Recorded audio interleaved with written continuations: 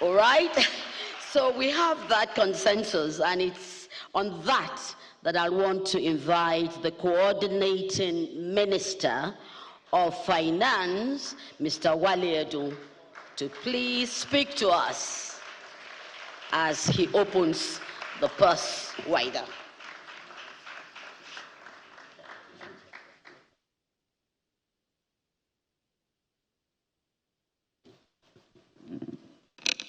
Thank you, and good afternoon. Let me, first of all, recognize someone who was with us virtually earlier, Governor Charles Soludo, Governor of Anambra State. My colleague, my friend, my brother, the Honorable Minister for Health and Coordinating Minister of Social Welfare, Professor Mohammed Ali Pate, the Chair, Senate Committee on Health, Dr. Harry Panigo. At this point, let me say welcome to the AU Commissioner for Health, and of course, Permanent Secretary Health, the heads of agencies, civil society, our development partners, all those who are helping us with the health agenda in Nigeria. Gentlemen of the press, distinguished ladies and gentlemen, it is for me an absolute pleasure to participate once again in one of the many initiatives, projects, and platforms, fora, that our very able, very cerebral, and much celebrated Honorable Minister for Health and Coordinating Minister of Social Welfare has put together. And I really mean that. He's naturally tried to stretch the finances of Nigeria by trying to attract as much as possible to the health sector. But not only, I mean, look at this hall today. This is the fourth day of a dialogue. And it is the afternoon. The place is packed to the limit, every seat taken. And it's a sign of the capacity of Professor Mohammed Ali Pate to bring together, to convene top elements in the health sector to forward the agenda of health in Nigeria. Today, we are talking about health financing. But you know, I've been all over Nigeria with him, opening radiology and diagnostic centers in Bauchi, opening oncology centers in Katsina, Enugu, Edo. He's everywhere. And he's implementing a major mandate in terms of the social and health reform agenda of President Bola Ahmed Tinubu. More grease to your elbows, sir. Please keep it up.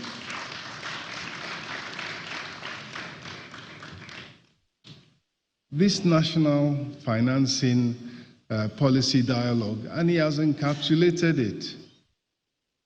Financing for health is about a growing economy that gives you financing, that gives people jobs, that gives them incomes.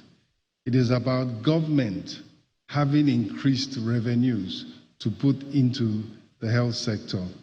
And of course, it is about being able to crowd in the private sector where the real money is. We know that Mr. Bill Gates, the philanthropist, as we recognize him now, says that it's where the public sector and the private sector leave a gap that philanthropy comes in. So definitely, of course, that philanthropy sector is also critical and important for financing of the health sector.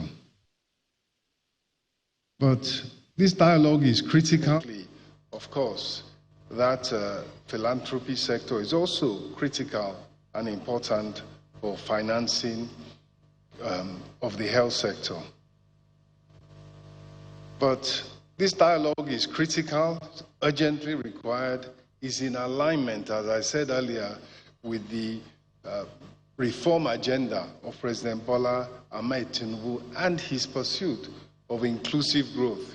You all know, we don't need to repeat, that health is wealth and how critical that is to the economy.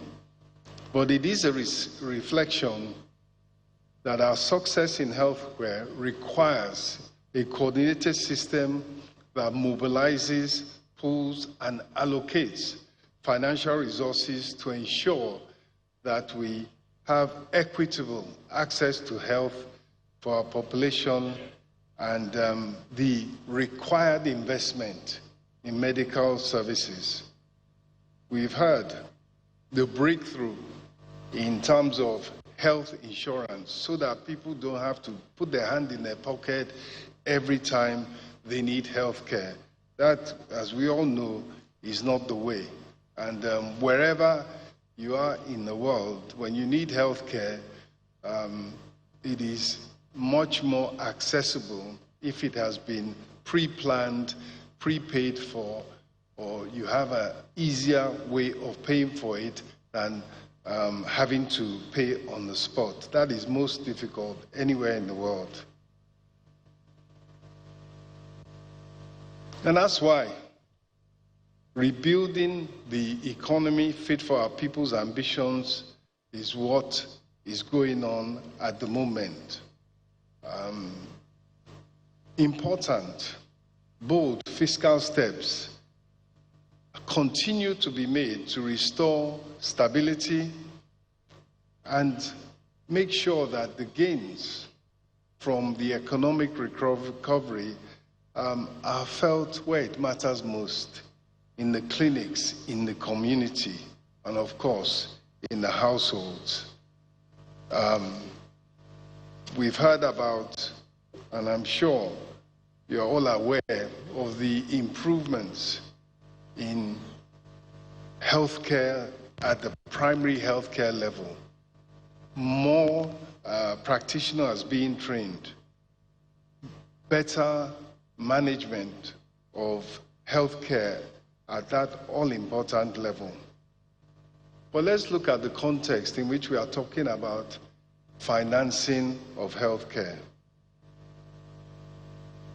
Apart from addressing decades-old macroeconomic distortions, and we all know what they are, and then creating a stable macroeconomic environment where private investment can thrive, where it can come in at scale across all sectors. We now have a situation where there's an attempt to build government savings so that will enable investment, public investment in assets, in critical sectors, infrastructure, health, education. And by doing this, government becomes a catalyst for the private sector. It was said earlier, and I'm sure it will be repeated, the private sector is critical in financing of health facilities, provision of health care throughout the country, just like in other sectors. And over the past 2 years, the bold reforms, yes, they have come at some cost as you repair and you fix some of the things that were broken in the economy. So the removal of subsidy was a decision that was tough, but it has restored fiscal balance, not just at the federal level. The states, they have much more money. They have double the kind of funds they had before, and so they are able to provide their own contribution in this all-important area and others.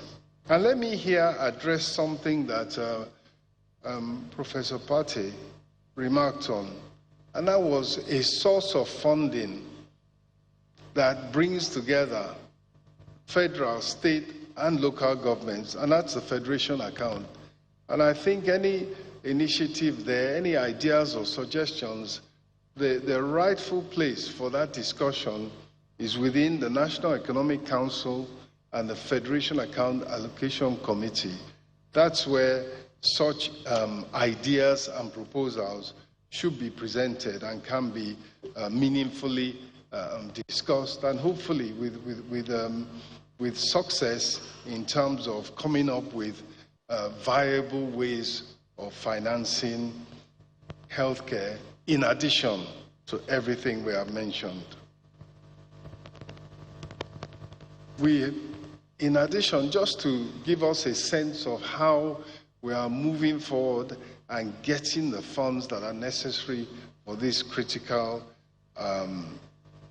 for funding of this critical area, which there's nowhere in the world where, without a viable public health system, social welfare system, you can say that you have a caring, a modern, and a progressive economy and society.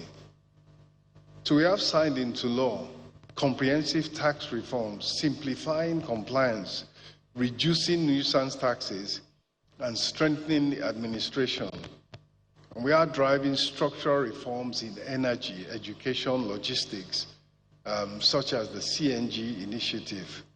And importantly, we continue to build, using digitization, automation, and technology, a social safety net that is getting more and more robust, that allows intervention directly to people who need it in a form of financing. And these reforms, they're all meant to build a competitive economy, an efficient economy, and as I keep repeating, one where private investment, whether local, domestic investors or international investors, where they can thrive. In terms of healthcare,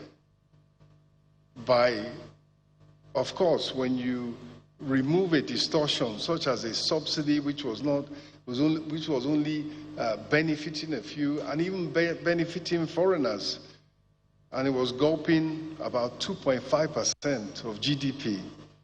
When you remove that, the opportunity cost was that there wasn't enough funds for investment in healthcare, education, and so forth.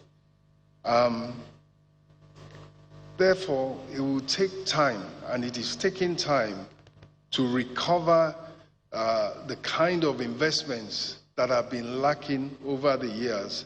And that's why Professor Pate is in such a hurry to open up so many healthcare centers, radiology centers, oncology centers. And we must remember there's a financial, economic imperative to this. The more of those facilities that you have in Nigeria, the less people not only need to spend hard-earned foreign exchange and time and expense to go abroad for. In fact, you have the reverse. You now have facilities with which you can attract foreign exchange. You are exporting your services by people coming in and using those services and paying foreign exchange, and allowing economies of scale and full utilization of such facilities, even though we know they are primarily for Nigerians. So we now have 4 elements to our growing economic stability.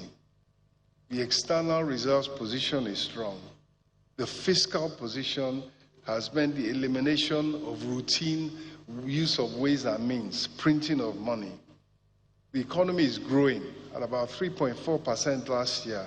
Well, when you have growth, you have job creation, and you have elimination of poverty, reduction of poverty, which is the overall aim of His Excellency, Mr. President.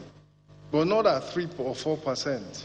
We're looking to, within the next couple of years, 7% per annum growth, because that will be more than double population growth, and that is when you start lifting Nigerians in their millions, in substantial numbers, out of poverty. That's the aim. Of course, inflation is moderating. It's about 4 months now. For about 4 months, inflation has been going down. May I say, more importantly, as at July 1, I did join the Honorable Minister of Health and Coordinating Minister of Social Welfare, as I said, to open up, establish, and launch oncology centers in the northwest and the southeast of Nigeria. And the important thing is that without the reforms that have taken place, these investments, the establishment of these facilities would not have been possible. So there's a direct correlation and link between correcting distortions in the economy, having the economy grow, and putting more facilities on the ground in the health sector. Let me mention that today, private spending on healthcare in the private spending accounts for 74%, as we said earlier, 74% of health expenditure, while the public and donors account for about 14.4% and 11.6% respectively.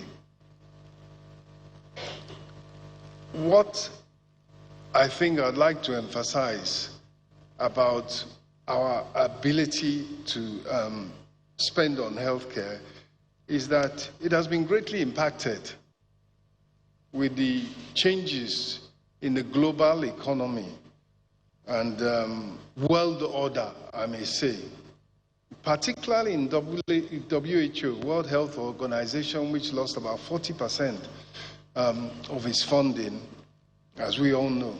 It impacted Nigeria. I think we were getting about $800 million a year in support for various initiatives in tuberculosis, malaria, and so forth.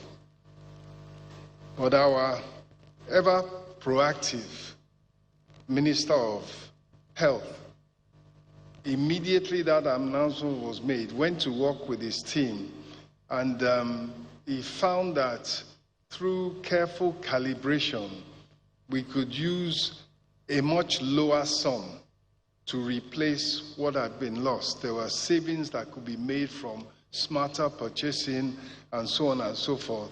And so immediately came back with a much lower budget to ensure that we Nigerians did not suffer as a result of the fact that something that had come to rely on was no longer there. We reacted immediately and filled the gap, and we're grateful for him for that. Of course, as we heard, the President has taken the lead in directing the implementation of mandatory health insurance across all MDAs. It's a very notable, very laudable, and critical initiative, because, as we had said earlier, it's so difficult when falling ill on the spur of the moment to just find the money from the normal budget. So insurance is critical in giving Nigerians access to the health care they need when they need it. So now we must follow the President's lead. If there's insurance, there must be enforcement. And I think this dialogue is a great start. And I have no doubt that the scale and detail of this dialogue can only mean robust, actionable, implementable policy proposals that will make our healthcare investments not just possible, not just larger, but also sustainable. The whole important thing about so many policies and initiatives is, one, to implement them, but then two, to be able to sustain them over time so that you grow and develop them rather than have them recede. Scheme. And as we said, the states, as Professor Soludo even indicated, that the states need to also play their role to protect the poorest with premium subsidies and to enforce one-time payments with short-term claims. So essentially, let me say that things like, as Dr. Banigo also mentioned, data, published scoreboards. And we know that when households are protected, they seek care earlier. And the providers of that health gain steadier cash flows, and the system becomes investable. You need a system that works, a system where the premiums are paid,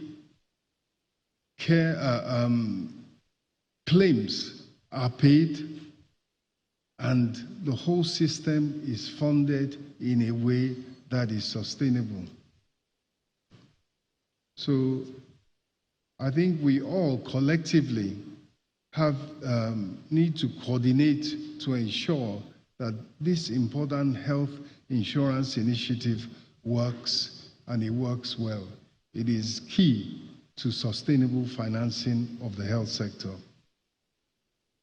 Macroeconomic stability is also a health policy by other means. But it only counts if it changes the experience at the primary healthcare center. Budgets do ignite the effort. Insurance and investment scales it. And today's directive on health insurance helps ensure coverage is not just is not optional. Coverage will not be optional, and it is operational. And we need to stay the course. We need to be disciplined, data-driven. We need to collaborate. We want the clinic at the corner to become the first stop, not the last bus stop. Thank you very much indeed.